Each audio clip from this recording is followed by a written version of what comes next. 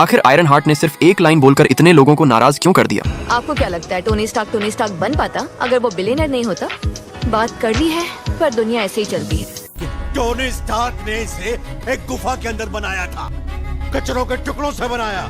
लेकिन Tony Stark को असाधारण बनाने वाली चीज कभी उसका पैसा नहीं था। टोनी ने सिर्फ 4 साल की उम्र में अपना पहला सर्किट बोर्ड बनाया, 6 साल की उम्र में अकेले इंजन असेंबल कर लिया और सिर्फ 17 साल की उम्र में MIT से ग्रेजुएट हो गया। 21 साल की उम्र में उसने स्टार्क इंडस्ट्रीज संभाली और उसे दुनिया की सबसे बड़ी वेपन्स कंपनी बना दिया। एक दिन टोनी अमेरिकी सेना को स्टार्क इंडस्ट्रीज के नए हथियार दिखाकर वापस लौट रहा था। तभी उसके कॉन्वॉय पर आतंकवादियों ने हमला कर दिया। टोनी किसी तरह एक चट्टान के पीछे छिपा, लेकिन तभी उसके पास एक मिसाइल आकर गिरी। उस पर साफ लिखा था स्टार्क इंडस्ट्रीज। धमाके ने टोनी को दूर फेंक दिया और मिसाइल के टुकड़े उसके सीने में घुस गए। जब उसे होश आया, वह एक गुफा में कैद था। उसके सीने से एक इलेक्ट्रोमैग्नेट जुड़ा था जिसे कार बैटरी से पावर मिल रही थी। वहीं मौजूद डॉक्टर यिनसेन ने बताया कि ये मैग्नेट उसके सीने के टुकड़ों को दिल तक पहुंचने से रोक रहा है। अगर ये बंद हुआ तो टोनी मर जाएगा। आतंकवादियों ने टोनी को जेरिको मिसाइल बनाने का आदेश दिया। जब उसने मना किया तो उसे बेरहमी से टॉर्चर किया गया। फिर टोनी ने बाहर हथियारों का एक बड़ा ढेर देखा। सबसे डरावनी बात ये थी कि वे सभी स्टार्क इंडस्ट्रीज के बनाए हुए थे। तभी टोनी को एहसास हुआ कि उसके बनाए हथियार गलत लोगों के हाथों में पहुंच चुके हैं। उसने भागने की योजना बनाई और मिसाइल बनाने का नाटक शुरू कर दिया। लेकिन सीक्रेटली टोनी और यिनसेन कुछ और ही बना रहे थे। टोनी ने मिसाइल्स के पार्ट से एक छोटा आर्क रिएक्टर बनाया जिसने उसके सीने की भारी बैटरी को रिप्लेस कर दिया। फिर उसने नए ब्लूप्रिंट्स निकाले और यिनसेन समझ गया टोनी मिसाइल नहीं बल्कि एक आर्मर सूट बना रहा था। दोनों ने छिपकर सूट तैयार किया, लेकिन आतंकवादियों को शक हो गया। आर्मर को स्टार्ट होने में समय चाहिए था, इसलिए यिनसेन हथियार लेकर बाहर निकल गया और टोनी के लिए अपनी जान दांव पर लगा दी। सिस्टम एक्टिवेट होते ही टोनी मार्क 1 आर्मर पहनकर बाहर निकला और आतंकवादियों को खत्म करते हुए यिनसेन तक पहुंचा। लेकिन तब तक बहुत देर हो चुकी थी। यिनसेन की मौत से गुस्से में टोनी ने आतंकवादियों और वहां मौजूद स्टार्क इंडस्ट्रीज के सारे हथियारों को आग में जला दिया। फिर उसने सूट के थ्रस्टर्स एक्टिवेट किए और आसमान में उड़ गया, लेकिन फ्यूल खत्म होने पर रेगिस्तान में क्रैश हो गया। घर लौटने के बाद टोनी अस्पताल नहीं गया। उसने सीधे प्रेस कॉन्फ्रेंस बुलाई और पूरी दुनिया को चौंकाते हुए ऐलान किया स्टार्क इंडस्ट्रीज अब हथियार बनाना बंद करेगी। इसके बाद टोनी ने खुद को एक नया और बेहतर आर्मर बनाने में झोंक दिया। उसने आर्क रिएक्टर अपग्रेड किया